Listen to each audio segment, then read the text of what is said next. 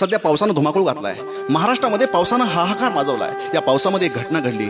उंच झाडावरचं असलेलं एक घरटं अचानक खाली पडलं आणि दोघेही स्तब्ध झाले. शब्द संपल्यासारखे. चिमणा बोलला, आपण उद्या बोलू. चिमणी म्हटली, हो. रात्र संपण्याची दोघेही वाट बघू लागले. दुसऱ्या दिवशी लक्क प्रकाश पडला.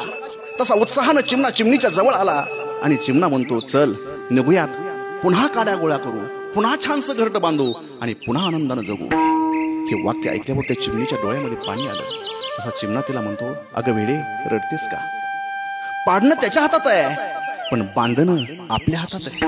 आणि वेडे, अगं आपण काय उद्योगपतींच्या, व्यावसायिकांच्या, नोकरदारांच्या सानिध्यामध्ये राहतो का?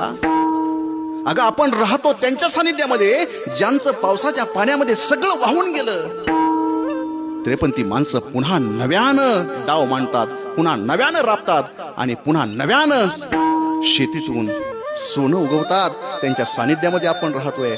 चल, आणि दोघांनी आकाशामध्ये उंच भरारी घेतली. संघर्ष शिकावा तो आमच्या शेतकऱ्यांकडून.